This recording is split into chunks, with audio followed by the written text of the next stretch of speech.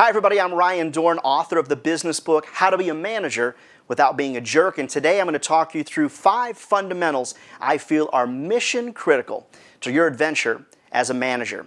Now, if you look at the acronym that I have on the whiteboard behind me, and some people refer to me as Mr. Whiteboard, if you look at that acronym, you'll see it's POWER, P-O-W-E-R. And that's the first thing for you to understand as a manager, and not even part of our tips today. The first thing for you to understand is it's not the power that you have, it's what you do with that power as a manager to really help you get the highest performance out of your team.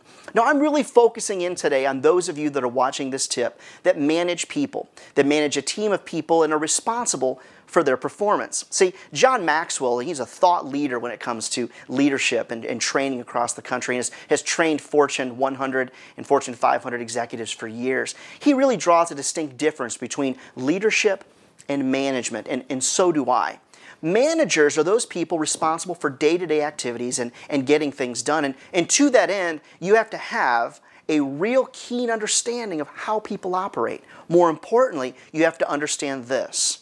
It's not the size of the problem, it's the size of the solution. And here's the thing. For a lot of us, and that's the reason I titled my book, How to Be a Manager Without Being a Jerk, you don't understand that you're actually being a jerk. And I'm going to point that out to you today in some pretty good detail. Okay? All right, let's walk through this. P. P stands for getting to know people personally, but not getting personal with them. So let's talk about that. What does that mean?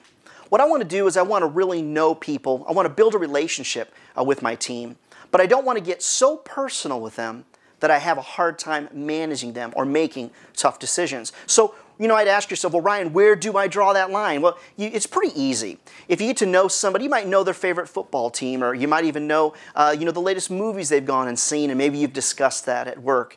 But when you get into their personal life, meaning issues they're having with their partner or their spouse, maybe their dating life, things that are happening on the weekends, now you might be able to go out for maybe a drink after work, but make sure that you're the person that's the first excused from the table.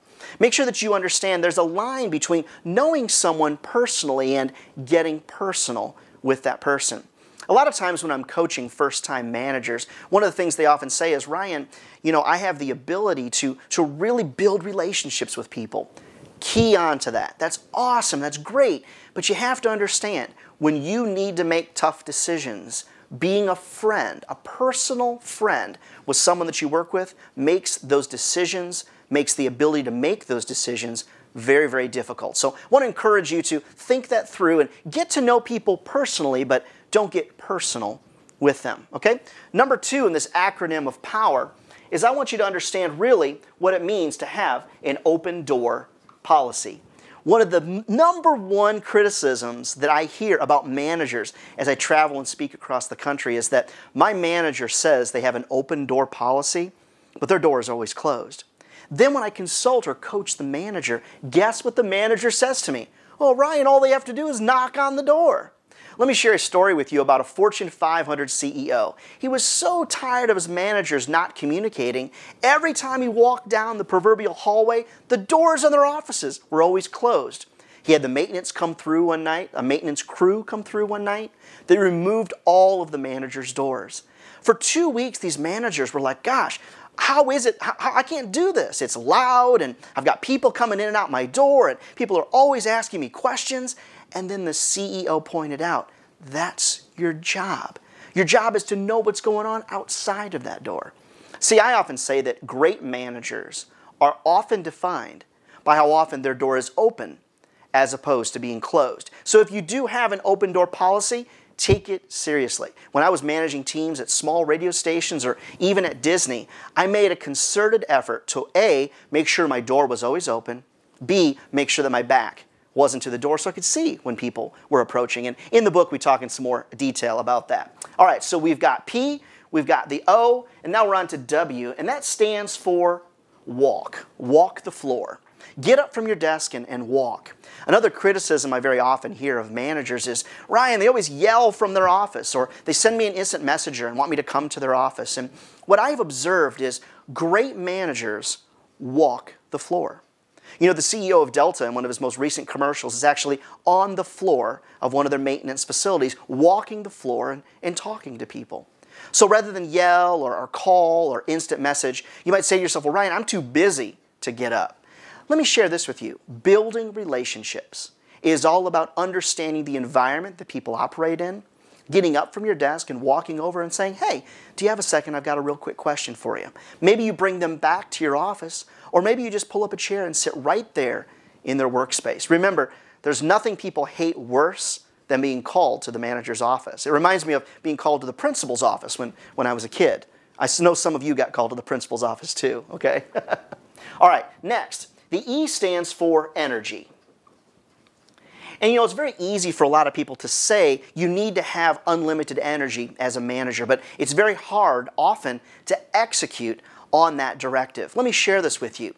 Every day is not a good day. For me, for you, for your employees, and they feed off of you. You're like a battery that they draw power from. So when you come into work and you're in a bad mood, or you're in a funk, or you slam the door, or whatever it is, they feed off of you. Your team feeds off of you. Very often people would say to me, Ryan, how do you inspire your teams to greatness? And I say, it all starts right here with number one. It all starts right here with me. And I like to have unlimited energy. So how is it that I do that? Well, first of all, I get plenty of sleep. I eat well, in the morning, take vitamins, try to work out to the best of my ability. But some days, quite honestly, I just need to fake it till I feel it, because every day is not a good day. But remember, you're the leader of the group. If you want to see high performance, you need to demonstrate high performance. Even when times are bad, try to put a smile on your face, okay? Unlimited energy is tough, but it's so unbelievably important. All right, let's move on to the R. And the R stands for, quite simply, respect. You know, one of the things overall that I hear on a very, very regular basis is, Ryan, I just can't get any respect from my team. I just don't get any respect from my team. And it's very easy for me to say that respect is earned. But here's the thing to remember. Very often you have to give respect to get respect. And a lot of times it's very simple to hear that, but it's hard to execute on. So really, truly, what do I mean by that? Donald Trump said on his TV show, God is in the details. It's the small things. It's the little itty-bitty things that make all the difference in the world. You don't know the number of times someone has said to me after I've taught a seminar or several months down the road, remember when you said ... That was so meaningful to me. Where does respect begin? Respect begins with saying good morning to everybody as they come into the office. Respect is telling people thank you for a job well done. Respect is not taking credit for something that an employee or one of your team members did. Respect is filling the coffee pot or making a new pot of coffee if you're the one that takes the last cup out of that coffee pot. Respect is not eating, employees' food out of the fridge. I mean, there's so many things. Yes, that does happen, by the way. There's so many things you can do to show respect towards someone. Paying them a little bit of attention. Understanding when they need praise and when they don't. Understanding when they need accountability actions and when they don't. See, if you really think about it, as I said in the beginning of this video, power is all about what you do with it. Some of the greatest leaders in history are the ones that truly understood what power actually means. If you're inspiring to be a great manager every day, I encourage you to pick up a copy of my book, How to Be a Manager Without Being a Jerk, on your iPad at the iTunes Store or Amazon.com or Barnes & Noble.